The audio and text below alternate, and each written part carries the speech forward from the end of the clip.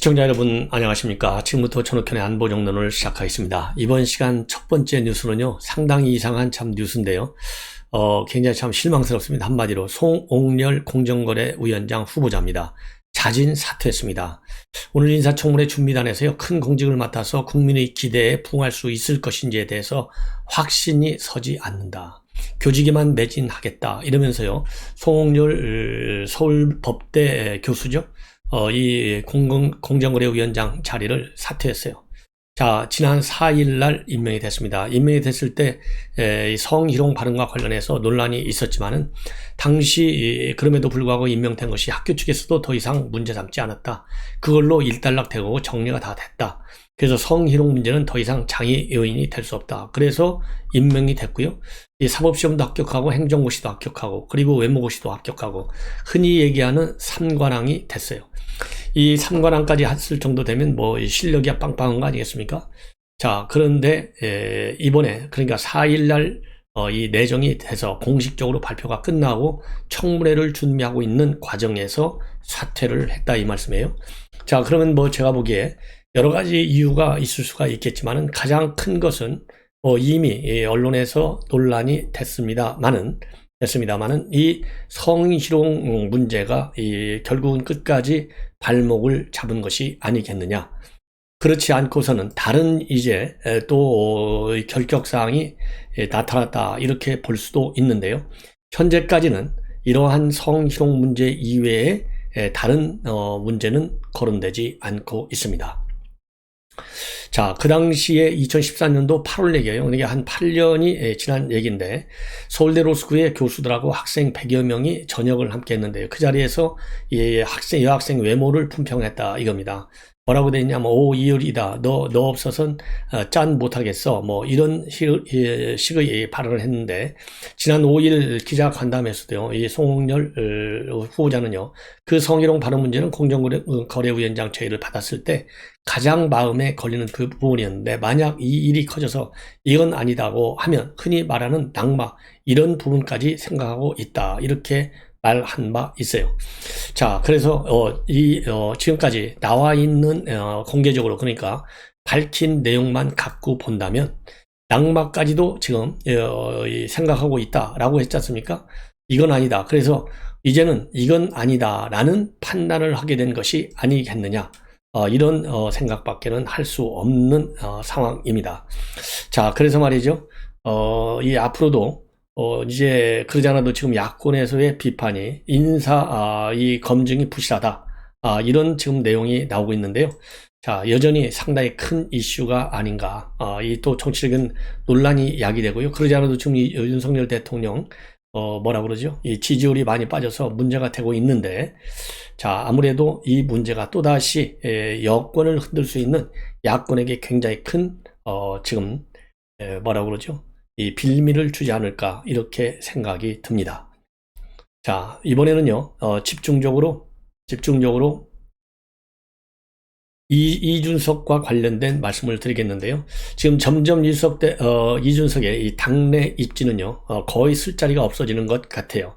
심지어 그동안에 이준석과 이 코드를 맞춰서 이준석을 잘 보필했다라는 평가를 받는 김기현 전 원내대표도 조금 전에 입장문을 내놨습니다.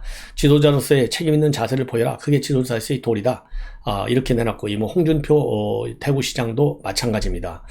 자, 이러한 가운데요. 이 장제원 의원이 최근에 버스 한 20대를 딱 동원해가지고 사조직을 가지고 이 단합 대화를 했습니다. 이것이 또 이 많은 정치권에 또 해석을 내놓고 있어요. 그런 가운데 그동안에 이준석을 끼고 돌았던 일부 이핵관들이요 등을 돌리는 현상마저 나타나고 있어서 이준석의 경우에는 8일, 9일, 10일 연속 3일간 완전 자명하고 있고요. 지난 주말에까지 어떻게 할 것인지 지금 행보를 결정하겠다라고 하고 있는데 변호사들하고 이제 이 회동은 계속하고 있지만은 일체 입장을 발표하지 않고 있어요. 그리고 들리는 말에 의하면 월요일 날 회의 지금 이제 장제원 죄송합니다. 권성동 원내대표가 본인이 최고위를 주장하겠다. 그런데 여기에 대해서 더 이상은 반발은 하지 못하고 있습니다. 그래서 여러 가지 이준석이 강력히 재심을 청구한다든가 가처분 신청을 한다든가 극렬 투쟁으로 나오겠다라고 징계위 결정이 나왔을 때는 강력히 반발했는데요. 그러한 강력한 반발의 기운이 아직은 현재까지는 잠복하는 수순으로 들어가는 것이 아닌가, 일단 조심스러운 예측을 하게 되는데요.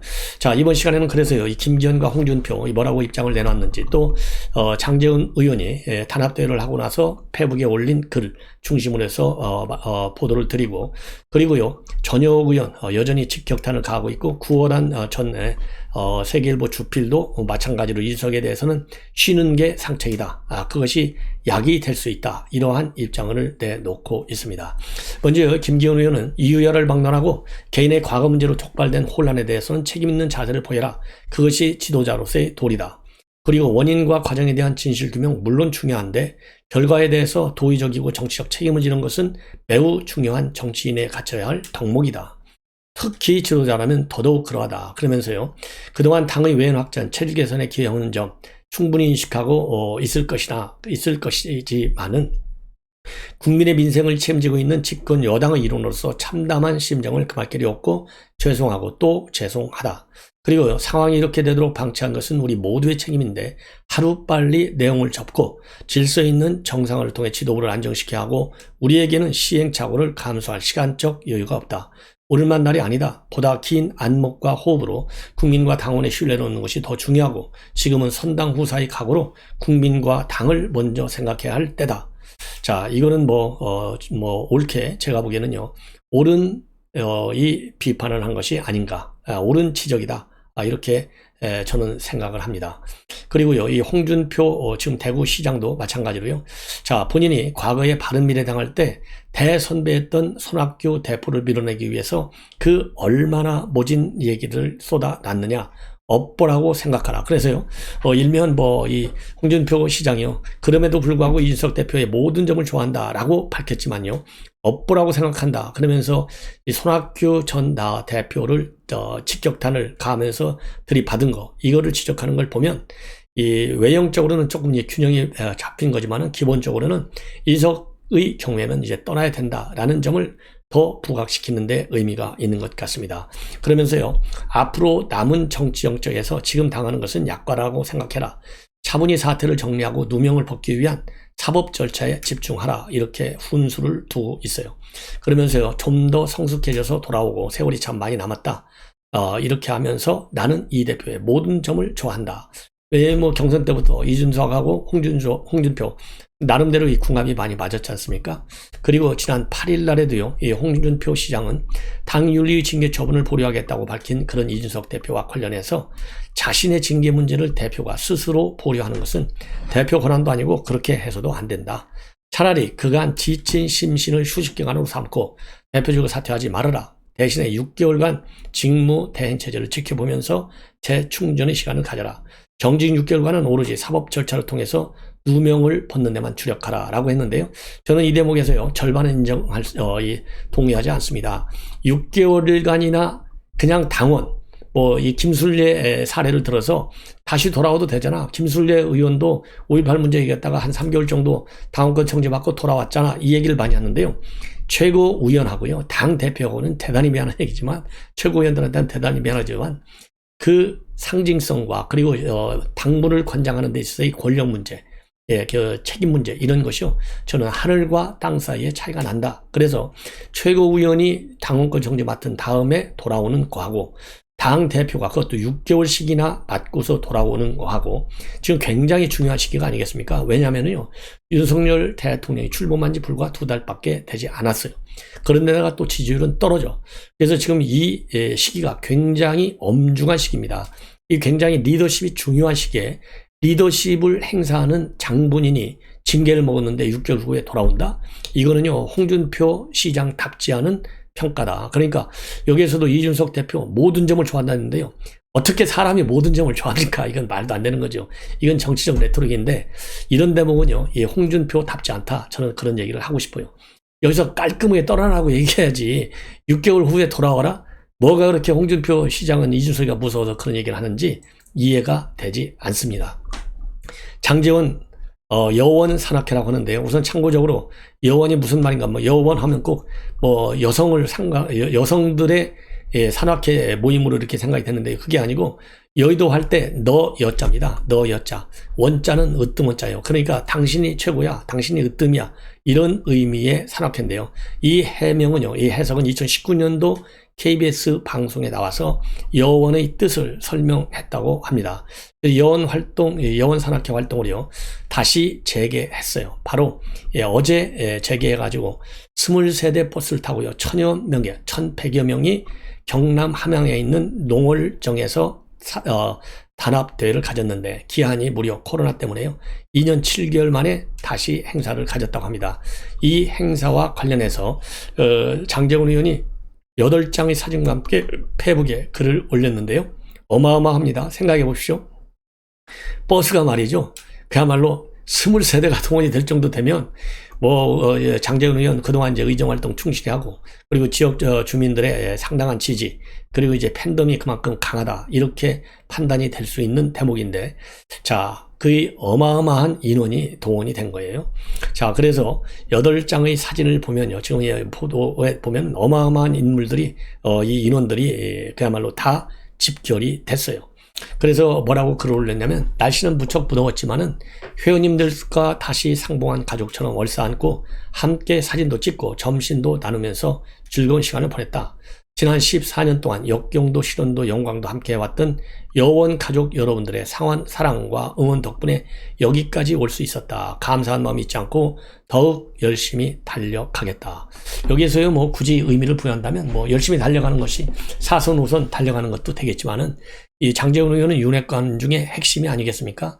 그리고 또 그냥 핵심이 아니라 윤석열 대통령의 인수위 시절에 당선인 비서실장까지 했고, 지금 현 강요 그야말로 리스트업을 한 사람이 바로 장제원 의원 아니겠습니까? 이 정도로 실세 중에 실세예요. 이런 실세적인 역할과 그리고 앞으로의 어떤 기대, 이런 것들이 어우러져서 이렇게 1,100여 명, 28대의 버스까지 동원해서 대대적인 행사에 들어간 것이 아니냐, 이렇게 생각이 드는데, 자, 이거 하나는요, 결국 이제 많은 언론 보도들이 이번에 이제 이준석 사태를 계기로 해서 윤핵관들도 분열이 된다.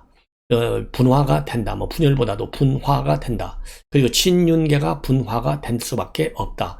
이런 전망들이 나오고 있는데요.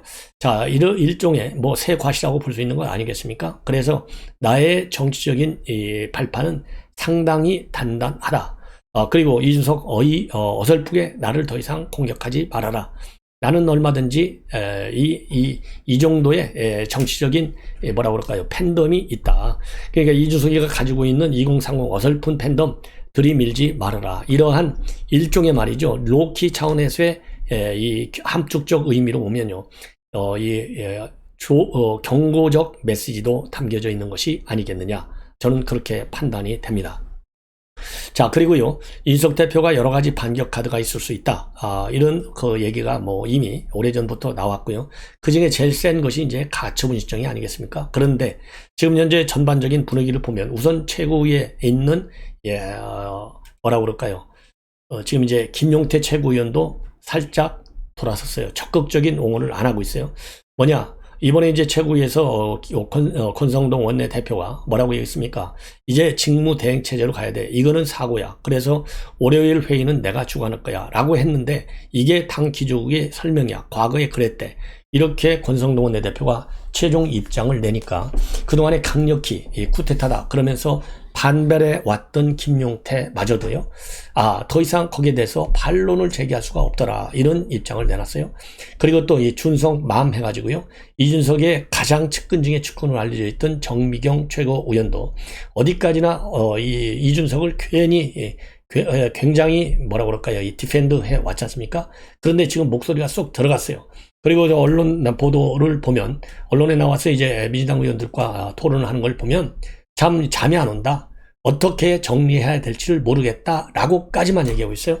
자, 그러면은 그동안에 이준석을 그렇게 옹호하던 정미경 최고가 나도 어떻게 해야 될지 모르겠다. 정리가 잘 안 된다. 이렇게 얘기한 거 보면 바로 말이죠. 입장을 바꿔갖고 이준석 떠나라 이렇게 하기에는 정치적으로 오히려 더 화근이 크죠. 더군다나 지금 분당을까지 챙기고 있는데 그러니까 바로 돌아서기가 어려운 거지만 마음속으로는 돌아선 거나 마찬가지예요. 그래서 지금 이준석을 챙겨줄 사람들이 최고위원회에서도 점점 들어가고 있고요. 그리고 지금 언론 보도를 보면 2030들이 1차적으로는 이준석 편에 서서 탈당하겠다 이러한 이 글들을 게시판에 올려놓고 있지만은 이것이 미풍이 될 것이냐 태풍이 될 것이냐 제가 보기에는요 2030은 합리적 사고를 할 가능성이 상당히 크지 않느냐. 예. 왜냐 합리적 사고의 가장 큰 틀은요 본래 2030하면 민주당 지지층이었잖아요. 움직일 수 없는 이런 사람들이 문재인 정권에서 완전히 등을 돌렸어요. 왜 돌렸습니까? 굉장히 현실 직시적인 합리적 판단을 한다. 왜냐하면 2030이 쓸 땅들을 다 없애버렸잖아요. 부동산 문제에서부터 그 다음에 일자리에 이르기까지. 그래서 실익을 많이 챙겨요. 그런데 이제 이준석이가 당 대표가 되고 나서 한 걸 보면 개인의 실익을 많이 챙겼다. 이런 판단을 할 수밖에 없을 겁니다. 그리고 2013년도의 사건이지만은 그 당시에 성상납을 받아놓고서 또 증거인멸까지 한 거, 이거 요즘 얘기하는 공정의 개념에, 상식의 개념에 맞지를 않아요. 그러면 2030 세대가 왜 지금 이 시대적 상황에서 문재인 정부의 등을 돌리고 윤석열 정부를 택했느냐? 바로 공정과 상식, 정의에 맞지 않다 이겁니다. 그래서 조국한테도 등을 돌린 거 아니에요? 그래서 이번에는요, 조국한테 등을 돌렸듯이 이준석한테 등을 돌릴 것이다. 저는 그렇게 판단하고 2030들의 국민의힘 게시판에 나와 있던 집단 탈당이라든가 징계 비판 이 분위기는 이제 큰 틀에서 2030을 말하자면 2030이 도 물론 세대적으로 보면은 상당히 큰 숲에 불과하지만 그보다 더 큰 숲은요. 전 국민을 상대로 한 전 국민들이 만들고 가고 있는 윤석열 정부를 탄생시킨 국민이라고 하는 그 숲이 저는 훨씬 크다고 봅니다. 그래서 큰 숲의 이 공기에 이 작은 숲 2030들이 신경을 쓰지 않을 수가 없다. 그렇다고 본다면 특히 이해관들마저도 등을 돌리고 있는 상황이기 때문에 이러한 분위기를 2030들이 왜 모르겠느냐. 이러면 2030의 반발 분위기는 태풍으로 끝날 가능성이, 미풍으로 끝날 가능성이 큰 것이 아니겠느냐. 저는 그런 판단을 합니다. 이런 가운데 말이죠. 이 전효 의원이 최근에 입장문을 내는 걸 보면 이번 당원권 정지 6개월은 무거운 징계인데 두 가지를 강조하고 있다. 하나는 성상납 문제는 판단하지 않겠다. 그리고 당에 대한 기여와 공로는 참작하겠다. 이건데요. 그리고 왜 그러냐. 성상납 문제는 이준석의 위계에 의한 알선 수재 과정에서 밝혀지기 때문에 그럴 수밖에 없고, 그리고 총범에 해당하는 김철구는 2년의 당원권 정지를 받았는데 주범인 이준석 6개월은 무슨 말이냐. 이거는 얼굴이 이제 붉은 것이 살쪄서 본 게 아니라 스테로이드 때문에 부은 것이다 라고 울먹인 이 얘기인데, 이런 억울함과 울먹임을 넉넉하게 쳐준 것이다 이렇게 평가를 하면서요, 이준석의 모습을 보면은 이 평소에 헛방 당당함도 없고 현란한 말 주변과 뻥치기도 찾아볼 수가 없는데 그냥 퇴학 처분 받기 전에 사고 세게 친 중2병 환자 그 자체였다. 그러면서요, 언론들은 국민의힘이 내용을 겪을 거라고 하는데 천만에 만만해다. 이준석 버텨봤자 여론은 냉동고이고 신당 창작 푹 키키 하고요.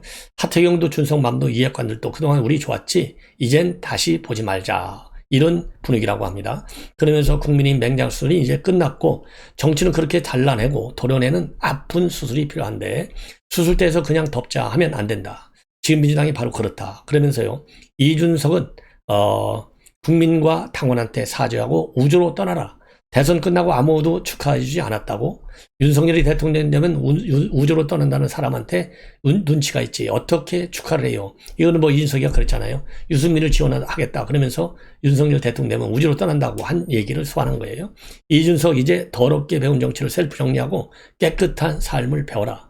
버티기 헛짓하기에는 이준석 곧 40이니까요. 사람은 중년기를 잘 보내야 하더라고요.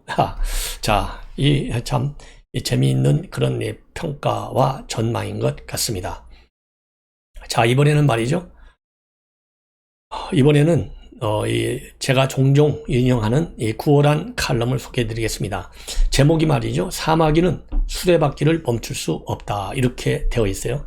요즘 이석징계에 대해서 일부에서 너무했다는 식의 종동론을 펴고 있는데 이해할 수 없다. 이들이 내세우는 주요 논거, 이 선거 승리인데, 선거 승리이고, 그리고 경찰 수사 남아있는데, 이렇게 왜 성급하게 했다는 것이냐, 이런 비판인데요. 과연 이준석이가 선거 승리를 이끌었냐? 윤석열이 대통령이 되면 지구를 떠나겠다고 방송까지 한 사람이 누군데? 윤석열은 정치 초보다, 정치를 모른다 등등 틈만 나면 잽을 날리고 경선이 한창일 때 원희룡과의 통화에서 윤석열은 곧 정리된다고 한 사람이 누군데? 선거에 임박해서는 당 대표라는 사람이 2번이나 뛰쳐나가서 선거운동 전열을 뒤집고 당을 난장판으로 만들어서 유권자들을 도망가게 했는데 선거를 승리로 이끌었다고? 불만이 있으면 내부에서 조정해야지 쿠데타하듯 반기를 들었다.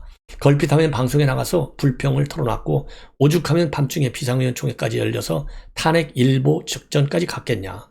정말 선거 협력인지 선거 방해인지 헷갈릴 정도고 이러고도 이겼으니 기적이다. 이렇게 얘기를 하고 있고요. 이번에 0.73%로 이긴 거 안철수 그냥 합리화 덕택 아니냐. 그런데 이런 안철수를 얼마나 자극하고 방해했느냐. 그리고 경찰 수사를 기다리는 것도 말이 안 된다. 예. 그러면서 마냥 기다렸다가는 민심 이탈과 같은 당이 입는 피해는 도대체 어떻게 할 것이냐. 그래서 윤리위는 당의 기강을 바로 잡아야 하는 것이고, 회사로 치면은 인사위원회나 마찬가지다 이거예요. 즉, 어느 직원의 말썽으로 고객이 떨어지고 부도가 나게 생겼다면 빨리 손을 써야 하는데 수사 결과를 기다려서 회사 문 닫아도 되겠느냐? 더군다나 일부에서는 사실 확인이 안 됐다고 하는데 이 정도가 되면은 사실 확인 충분하다. 그래서 그렇게 이제 결론을 내리고 있어요. 그래서 윤리위에서도 성상납은 일단 대처두고 증거인멸 교사만 적용해서 징계한 것이 아니냐. 통념과 상식적으로 볼 때 이 정도로 분명한데도 경찰 수사를 기다려보자라고 하는 것은 무리다. 예. 그리고요. 이런 이치를 알 만한 언론에서도 이준석 옹호론 비슷한 즉 논설을 얘기하는 것이요. 나오니 참 이해할 수가 없다. 그러면서요. 이준석과 윤핵관의 타이틀 매치가 더 커져야 재미있어서 그러나 김종민, 유승민 등 일부에서 이준석 편을 들고 있지만은 헛심만 쓰는 것이지 사필 규정을 뒤집지는 못할 것이다. 이렇게 전망하고 있어요. 그러면서 이준석이 2030을 모아 대항한다는 소문도 있는데 어떤 반격도 이번에는 성공하지 못할 것이다.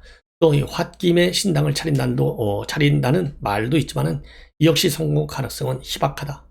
이럴 땐 뒤로 물러서서 참는 것이 약이다. 역사를 보면 민심을 이기는 정치는 없고 하늘의 이치를 이기는 정치도 없다. 민심과 이치를 이기는 것은 마치 사마귀가 앞발을 들어 수레바퀴를 멈추려는 것. 당랑거철과 똑같이 어리석은 짓이다. 이렇게 결론을 내리고 있는데요. 자, 이 구월한 칼럼하고요. 전효국 의원의 SNS 글하고 그리고 제가 논평해 드린 말씀하고는요. 그리고 또 홍준표, 김기현 이런 분들의 이 진단하고 그리고 어드바이스하고는요. 맥락을 같이 하는 것 같습니다. 윤리위 이번 결정은 잘 내렸다. 더 늦지 않게. 그리고 이제 윤리 결정을 따르는 길말이 살 길이다. 딱 두 가지로 압축이 됩니다. 시청자 여러분, 이것으로 본 방송을 마치겠습니다.